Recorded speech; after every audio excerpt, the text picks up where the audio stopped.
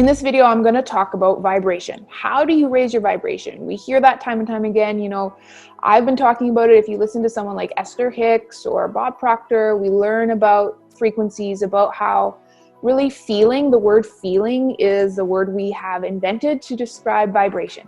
So what is the vibration that you're in? Is it a vibration of anxiety, stress, being overwhelmed, sad, depressed, feeling like life, we have to hold on to everything, life is limited, there's not enough time, like all these lack things? Or is you're feeling a higher vibration of joy, gratitude, peace, abundance, prosperity, thankfulness, those sorts of emotions? And there's kind of a scale, and we can be aware of where we are and then do things in order to elevate it. You might not be able to go from anxiety all the way right up to peace in an instant. As you get good, maybe better at this, you could. Usually you have to take some gradual steps, and that's okay. There's that. You don't have to feel bad about that or anything, but working on that progress of elevating vibration, as you do it more and more, you'll spend less time in the lower and more time in the upper. And when you do come down here a bit, it might not be as far, right? And then you'll get better at keeping it higher and higher for longer, sustained periods of time. And it's a lot funner being in those high vibration places than the lower ones, because life should be a joyful thing. We're not meant to come onto this life experience and just suffer and struggle through every day and every experience. Yeah, there's issues and challenges, and those things are never going to go away, but how you respond to them, you can change that, and you do have control over that. And you can develop the ability to be in the center, the eye of the storm, so to speak, with all the stuff going on around you, but you're calm and centered and aligned and at peace. And you're not letting these outside things really affect how you feel. So what are some things that you can do to elevate your vibration?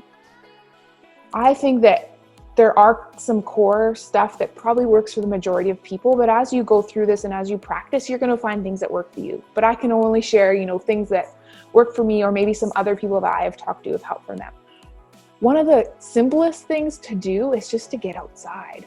Like, honestly, nature, it's a high vibration. You never see a depressed tree or,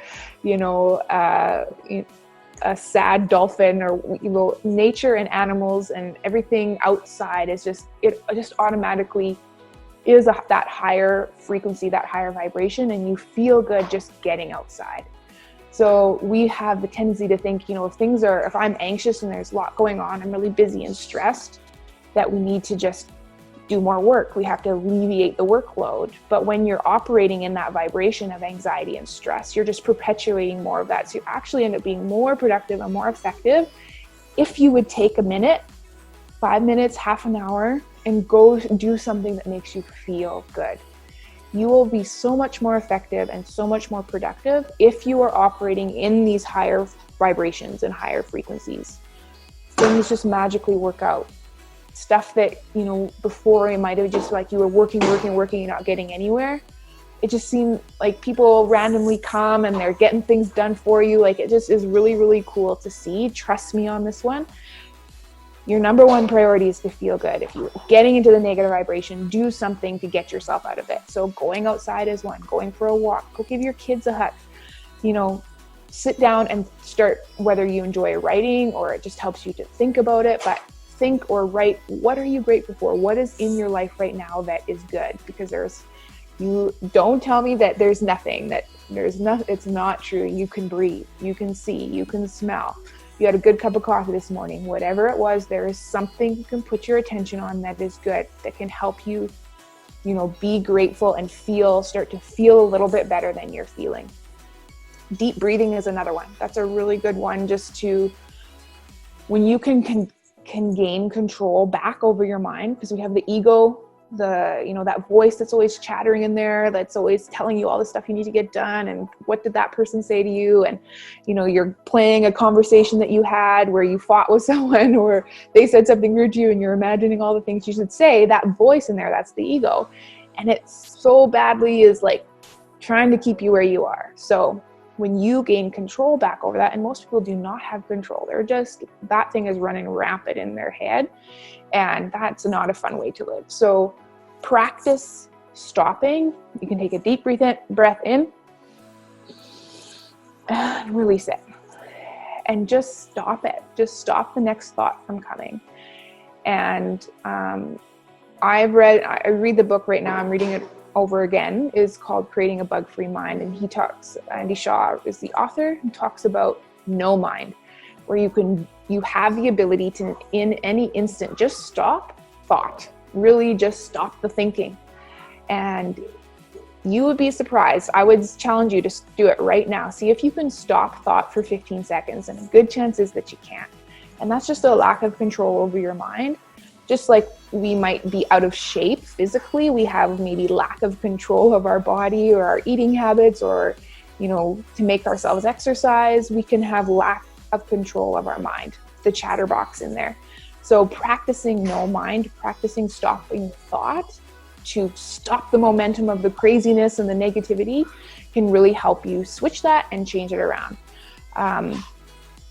There's things, I love to have a hot bath. If I'm having a really stressful time and things are going crazy and I'm feeling maybe overwhelmed, which I really don't have very much anymore, but I know, especially when I was still working on developing my happiness and joy and gratitude, having a hot soak in the tub was a really good one for me. I know other people, it's exercise, just going to the gym and just working just automatically feels better.